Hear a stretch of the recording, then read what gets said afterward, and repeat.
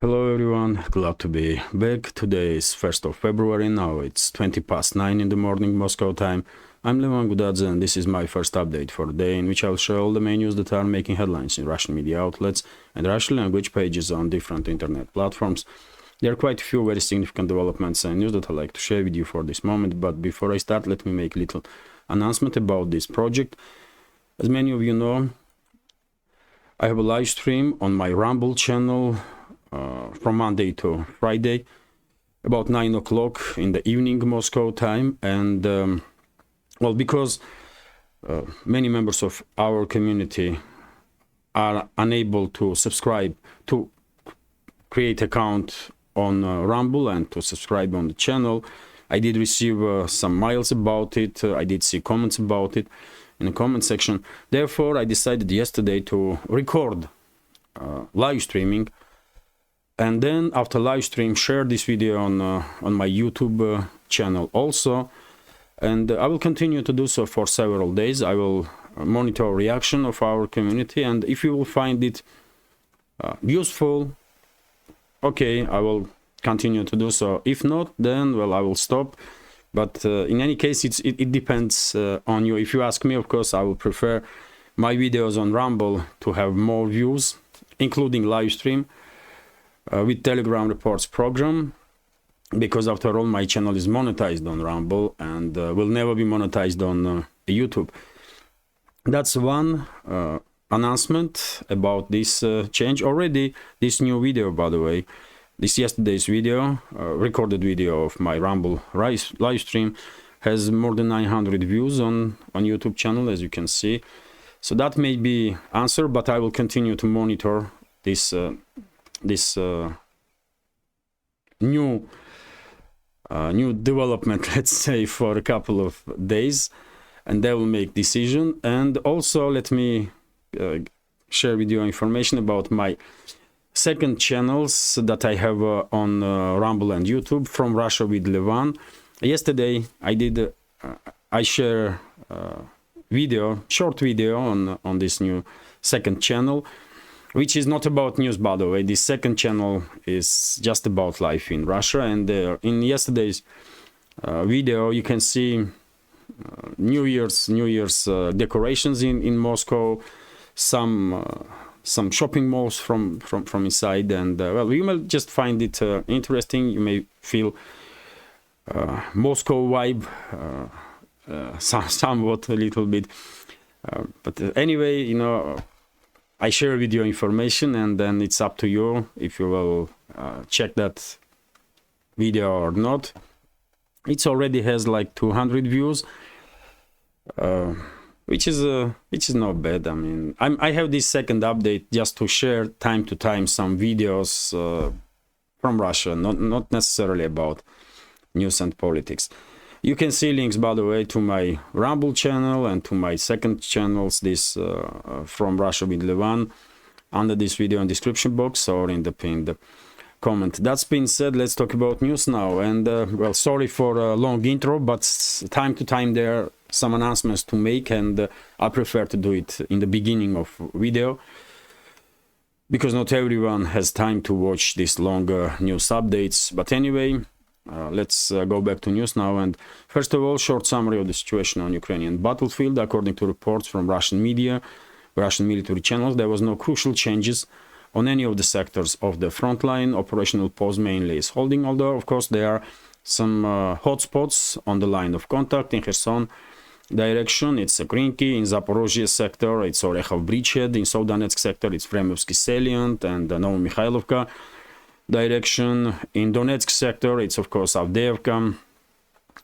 and flanks of Bakhmut. When it comes to Krasny Liman sector of the front line, it's of course flanks of Seversk, Belogorovka, southern flank of Seversk, this settlement here, Razdolovka, Fyodorovka, and when it comes to northern flank, it's of course Tarskoye and Yampolovka, right next to Zherebets river. And when it comes to Kupiansk direction, it's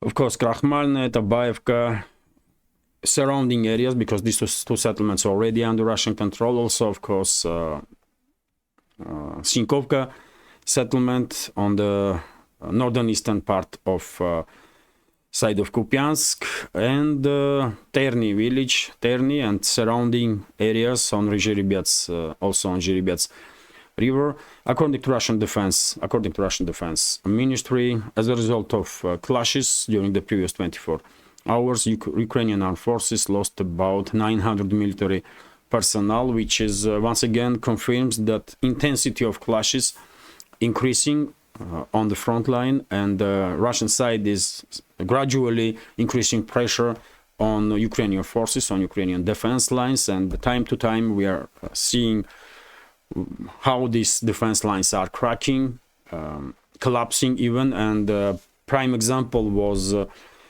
recent liberation by Russian forces of this village of Tabaevka on Kupiansk direction. And this is it when it comes to short summary of the situation on Ukrainian battlefield. If you are interested in more detailed analysis of these local changes, local scale changes, of course, I will recommend military channels for that. They are providing great volume of information on that minor changes on the line of contact. Let's continue with some additional news. TASS News Agency's report, which is based on statement from Russian Defense Ministry, and according to this information, early hours this morning, Russian Air Defense Forces, Russian Air Defense Systems shut down 6 Ukrainian drones over the Voronezh and Belgorod regions. No reports about casualties on the ground or any more or less significant damage. Also, RIA Novosti's report that yesterday afternoon, that's when I see this information, two Ukrainian drones were neutralized, suppressed by Russian radio electronic warfare systems. You will never guess, in Nizhny Novgorod area, which is, by the way, quite far away from line of contact. If I'm not mistaken, this is first time when Ukrainian drones have been neutralized this far from the front line in Nizhny Novgorod area. It's here, by the way. I opened another map to give you some better understanding. So this is the area that we are talking about, and it's on the northern eastern side of Moscow, and that's Ukraine here.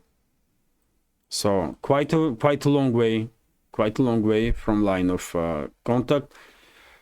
But yet again, as I said many times before, Ukrainian side, Kyiv regime is determined to continue this attempts to strike deep inside Russian territory and to kill and wounded as many Russian civilians as possible, as they usually do. No surprises here. After all, since 2014, they were constantly shelling Donetsk city and all of the civilian areas. By the way, they are still continuing to do so. One day, Kyiv regime will definitely pay a heavy price for these war crimes. Let's continue now, and TASS News Agency's report that yesterday afternoon, Russian air defense systems shut down 17 Ukrainian missiles over the Black Sea and 3 missiles over the Crimea. According to reports on some Telegram channels, some military Telegram channels, all these missiles were air-launched, which means that, and if it's true, then most likely these missiles were French Scalp cruise missiles or British Storm Shadow missiles. As I know, Ukrainian Su-24 bombers or MiG-29s, if they are converted or modernized to be able to launch those missiles, can carry 2 missiles at the time, to this type of missiles. And Scalp and Storm Shadow, by the way, are all same missile. It's just in France they have a Scalp name, in UK Storm Shadow. And well, I find it a little bit difficult to believe that Kyiv regime managed to launch all these missiles from air, because they would need to use at least, I don't know, at least 10 planes if each was carrying two of these missiles. But whatever the case, whatever the case, yesterday evening, many channels did report that Russian side was conducting strikes on Ukrainian airfield in Nikolaev area, one of the Ukrainian airfields in Nikolaev area, and maybe if that's the case, maybe Russian forces were trying to destroy whatever the planes were participating in this strike from Ukrainian side, while they were using this airfield in Nikolaev region as a jump airfield, just to land for a short time, get refueled, and launch again towards western Ukraine, where they most likely are located, hiding. Anyway, this was a large-scale missile attack on Crimean direction, but according to reports that I see, all aerial targets were destroyed by Russian air defense systems. TASS news agency's report, I did mention this yesterday in headlines, and then in second update on Patreon, I did spoke about it in more detail. Yesterday, exchange of prisoners of war was conducted between Russian and Ukrainian side, and both sides released 195 POWs. Good news for POWs themselves and for their families, first of all, of course.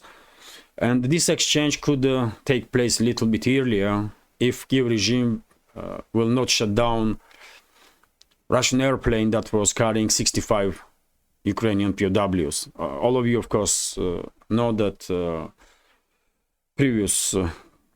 several days ago, Kiev regime shut down Russian Il-76 plane, and there were 65 Ukrainian POWs on the board, and those POWs were transferred to Belgorod region exactly to be exchanged, to be part of this exchange of POWs. And yesterday, by the way, Putin, President of Russian Federation, did spoke about this topic of destroyed Il-76 plane, and he said that according to expertise, according to investigation, Il-76 was definitely shut down by Kiev regime, and Patriot air defense system was used to destroy this plane. This is important information because despite the statements from some high-ranking officials from the West that Western weapons will not be used on Russian soil or against Russia, on Russian soil that West thinks is Russia. I mean, factual information says otherwise. This is not the first time when Kiev regime is using these Western weapons on Russian soil, and I'm afraid not the last instance, and there will be repercussions. I'm quite sure there will be repercussions, and already are. By the way, US involvement in this conflict already has serious impact on US military personnel abroad, and it will only continue, and the situation for US will only deteriorate. And one may only hope that US citizens will wake up, majority of US citizens will wake up and demand from their own government some adequacy, because it's obvious that Biden's administration endangering US and US citizens by conducting this proxy war against Russia. It's just too obvious.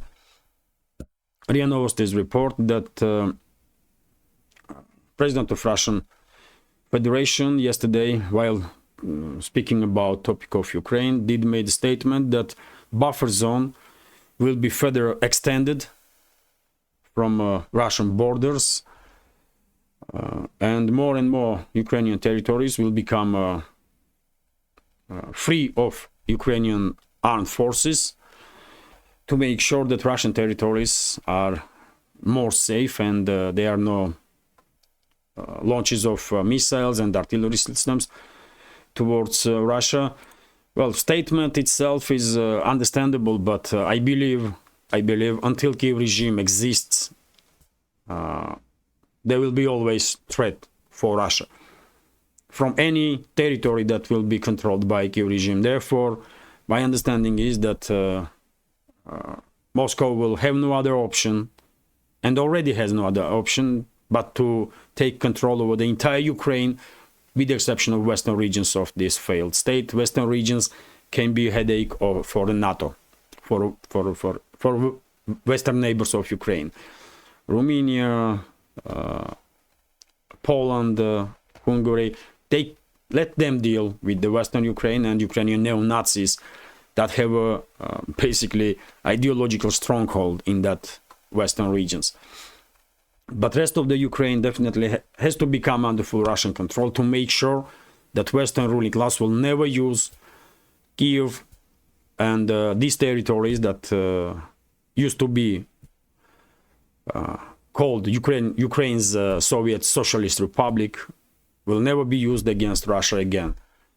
And that's what will happen after this conflict will end. There will be no more Ukraine on political map, as it's supposed to be. That's how it's gonna end, man. There is no place for terrorist state on the Russian borders, and modern Ukraine definitely is a terrorist state, and have to be neutralized. 100%.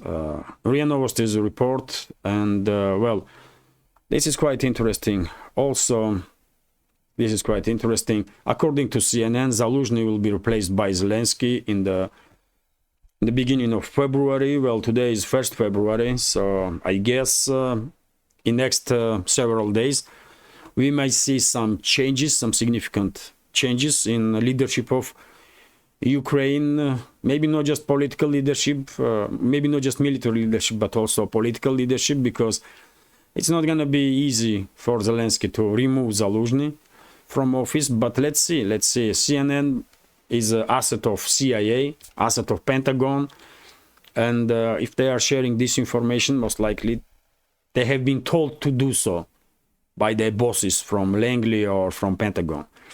So let's see how will situation develop. I will not be surprised at all if Zelensky and his close associates will conduct military coup in Ukraine in upcoming days or weeks. Let's see. RT's report here that, well, Zelensky asked German's government not to finance Ukrainian refugees in Germany, and instead to send money to Ukraine's budget directly, and then and Ukraine's government will decide how this money to be spent in a better way. Well, Zelensky definitely is, I mean, totally out of touch with reality.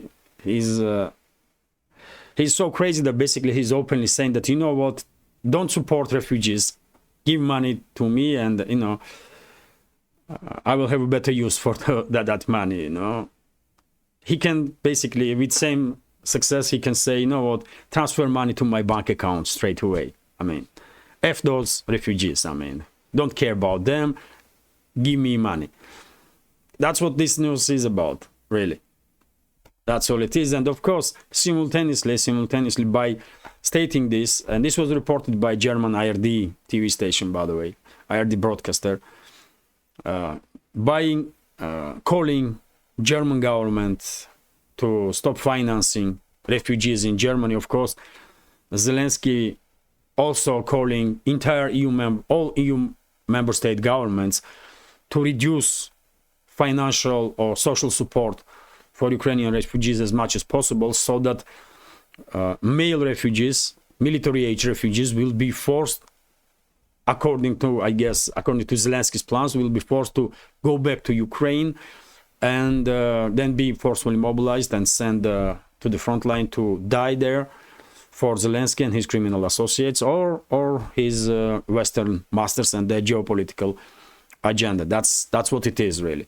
And by the way, in upcoming days, Ukraine State Duma will begin work again on this new law about mobilization in Ukraine, and if that draft law will be adopted, then Ukrainian refugees in the West gonna find themselves in extremely difficult situation, because most likely their bank accounts will be shut down if they will not agree to sacrifice their lives for Zelensky and for Western geopolitical agenda. they may even lose citizenship, because some high-ranking officials in Ukraine even calling to remove citizenship from those refugees. That's I don't think that will happen, but they will definitely lose bank accounts, 100%. Let's see. I mean, rather, Ukraine's parliament may revolt against Zelensky, because they know changes are near, changes are coming, and days of Zelensky in office are numbered, and therefore Ukraine's Radovich's parliament may refuse to adopt this law, to vote for this law about mobilization. But if they will implement this new, if they will vote for this law and the new rules will be implemented on citizens of Ukraine, that will devastate them for sure. That will devastate them. In Ukraine and outside of Ukraine, only safe place for Ukrainians will be Russia, I guess. Russia, Belarus, countries that will never send them back to Ukraine to be then forcefully mobilized and sent to the front. But yet again, they can travel to Russia only if they have not committed crime against Russia. If they were, acting as a banderite and then decide to have a change of mind, I don't think Russia will welcome that kind of people. Anyway, let's continue. According to Interfax news agency, before end of this year, 60,000 Ukrainian military personnel will be trained by EU member states. This was stated by Josep Borrell, formerly head of EU diplomacy. Let's see. They already trained tens of thousands of Ukrainian forces, but this Western training did not help them, did it? And Ukrainian soldiers and officers openly are saying in the interviews that whatever training they receive in the West did not help them at all, even slightly, on the battlefield. And this is quite understandable. After all, NATO member states, NATO armies have no idea what high-intensity war is. They just don't know it. So they cannot provide these soldiers with the training that will help them on a real battlefield. That's it. RT's report here that Chinese defense chief promises Russia support on Ukrainian issue. This is very interesting topic, by the way. Yesterday, Russian Defense Minister Sergei Shoigu had a phone conversation, or not a phone, but this video link conversation with the new Chinese Defense Minister, Admiral Dong Hun, and many sources here in Russia began reporting that Chinese Defense Minister promised to continue support of Russia in Ukrainian issues. I was a little bit skeptical about it. I was thinking maybe there was some misunderstanding with translation, or these channels were mistaken. And I wait for some time, and now we have this report on RT, by the way. So I guess that's exactly what Chinese Defense Minister said. He openly stated that China will continue support Russia on Ukrainian issue. And this is first time, if I'm not mistaken, that this kind of statement have been made by high-ranking Chinese official, defense minister in this case. And I can now little better understand why previous defense minister was removed from office, formally for corruption charges, but or something like that. But in reality, most likely, when he was visiting Russia, sides did not find common ground, I guess, and in fairly short time after previous defense minister went to China, he disappeared from public eyes, and eventually after several months we learned that he was removed from office. So now this new Chinese defense minister is quite clear in his statements, and well, let's read several sentences here. Chinese Defense Minister Dong Yun has told the Russian counterpart Sergei Shoigu that strategic cooperation between Moscow and Beijing is a pillar of maintaining peace around the globe in his first public appearance since his appointment at the end of the last year. As two great powers, Russia and China should deepen their cooperation and decisively respond to global challenges, the defense chiefs emphasized during a video call on Wednesday. Well, two great powers should, cooperate and decisively respond on global challenges. Okay, understandable. And then this is quite interesting. This is quote, by the way: "We have supported you on the Ukrainian issue, despite the fact that US and the EU continue to put pressure on Chinese side." Dong Jun stated, promising that Beijing will not change or obtain our established policy course over this, even under the threat of more sanctions. So, well, okay, Russia will, will definitely not be against Chinese support. And of course, China was supporting Russia, by the way, directly, indirectly. China stands next to Russia, and everyone sees this. Everyone sees this. It's in Chinese interests also. China is not doing this just because of some,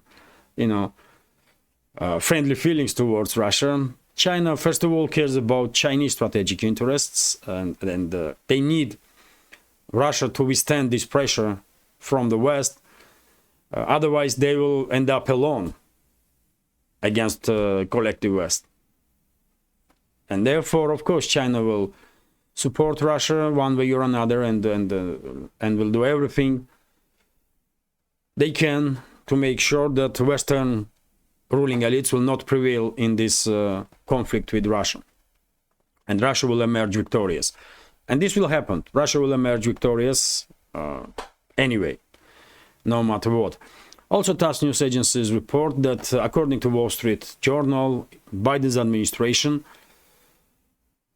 is hoping that soon there will be truce in the Gaza between Israeli armed forces and Hamas, and this truce will be prolonged, and eventually sides will manage to end hostilities. Very optimistic. This is Wall Street Journal, isn't it? Yes. Wall Street Journal did report about it. Well, formally, maybe US high-ranking officials are stating that they are all for de-escalation in the Middle East, but factually, when it comes to steps that Washington makes, I don't think you will have this type of impression, because Washington is also escalating. After all, Washington supplies Israel with whatever weapons Netanyahu's government is demanding, and also Washington is escalating with Yemen, simultaneously deploying more and more military assets to the region. So, well, yet again, no matter what White House or US officials openly or publicly or behind the closed doors are saying, actions speak volume, and the actions of US are definitely not indicating that Washington is pushing for peace in the region. It's exactly the opposite. And unfortunately, Middle East is on daily basis getting closer to regional war. That's reality. Artists report that US troops told to prepare for war in Gaza, according to Intercept. And this media outlet is reporting this based on Pentagon's memo. US Air Force personnel in Iraq have been ordered to remain on standby in case of on-ground US involvement in the Israeli-Hamas war, The Intercept reported on Tuesday, citing the Pentagon memo. Well, I think Intercept was somewhat mistaken by this memo. If US forces in Iraq and in the Middle East in general are on a standby, when it comes to Iraq and Syria, there's two scenarios. One is US forces may be withdrawn from these two countries because they are vulnerable in this area. And second scenario is that the US forces in general in the Middle East may be on a standby to be rapidly deployed, if necessary, against Lebanese Hezbollah or even Iran. Not in the Gaza, by the way. I don't see U.S. involvement in the ground operations in Gaza Strip. It will not happen. But because there are some Pentagon memo and U.S. forces in the Middle East are on a standby where they can be used. Logically, one may think it's maybe Lebanon, if Israel will provoke full-scale confrontation with the Lebanese Hezbollah, and well, maybe Iran, and maybe both Hezbollah and Lebanon and Iran. As I said, the region is getting closer on a daily basis to regional war. I believe Western ruling class wants to provoke regional war, and therefore most likely US forces are getting ready to, be spear of collective West in military operations against Lebanon and Iran. RIA Novosti's report here that the Netherlands, Germany and Poland sign agreement about military corridor. This is of course part of this ongoing discussion in Europe about military Schengen, and these three countries already have agreement, and military equipment and manpower will be transferred through these corridors without additional bureaucratical barriers. And soon very same will happen with the other countries, other NATO member states also, and this so-called military Schengen will be created. And well, first of all, this is done in attempt from NATO, from Western ruling class, to prepare NATO forces for rapid deployment into Western Ukraine when full-scale disintegration of Ukraine begins. I have no doubts about it that Western ruling class, Western states, NATO and NATO forces are preparing to enter Western Ukraine, and for these large-scale military exercises are going on in the Eastern Europe right now, biggest military exercises since the Cold War. And all this stuff, including this talks about military Schengen, is a part of this preparation to rapidly deploy forces into the Western Ukraine and occupy Western Ukraine, basically, as fast as possible, when time is right, when decisions will be made about final full-scale disintegration of this failed state under the name of Ukraine. And it will happen, by the way. It may happen in 2024, it may happen in 2025, but it will definitely happen. And after this conflict, as I said 1,000 times before, there will be no more Ukraine on political map. 99% sure about it. I will just leave slight 1% for a theoretical possibility that Kiev and surrounding areas will remain as a quasi-state under the name of Ukraine, but only 1%. I mean, 99%. I'm sure that there will be no more Ukraine on political map after this conflict, because Moscow cannot allow this threat to exist anymore, because obviously it will be used against Russia by Western ruling class time after time after time. Anyway, let's continue. RT's report here that EU to extend tariff-free entry for Ukrainian grain. Well, that's devastating news for EU farmers. But that additional reason for them to further intensify their protests all around Europe, because when grain is allowed to enter tariff-free, many other agricultural produce from Ukraine is also entering, and Western farmers are unable to compete with this cheap Ukrainian, significantly cheap Ukrainian agricultural produce. So, well, as I said, additional reason for EU farmers to continue their protests. RT's report here that fresh batch of free Russian fertilizers arrived in Africa. Nigeria has taken delivery of 34,000 tons of potash donated by Russian fertilizer giant Uralchim. The company announced on Wednesday, adding that the shipment is currently being unloaded in a port of Oni. The delivery is Uralchim's fifth humanitarian consignment to Africa's most populous country, and takes the total amount of fertilizer supplied to the continent to over 134,000 metric tons. So, well, good step from Uralchim, good step from Russia. As Moscow promised, when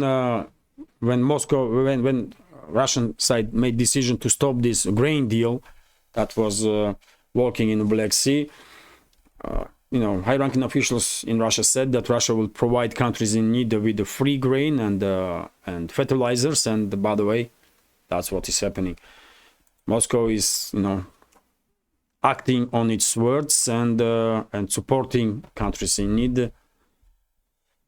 RIA Novosti's report also that Novak,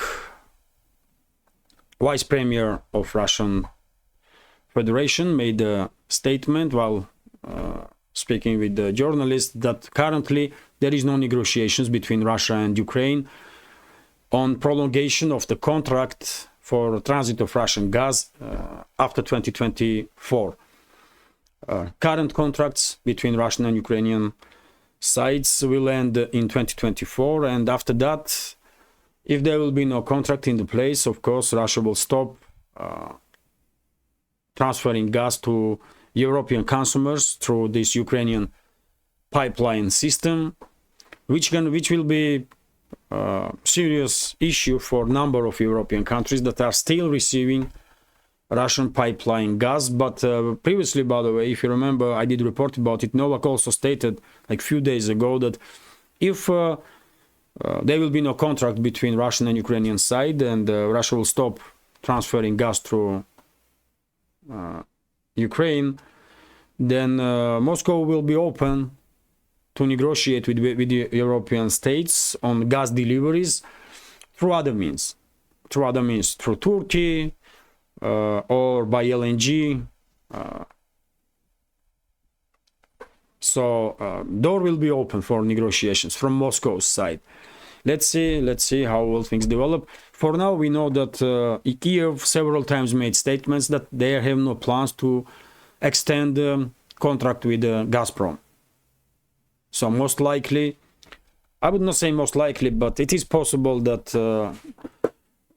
after 2024, Russia will stop transferring gas to Europe through Ukrainian territory.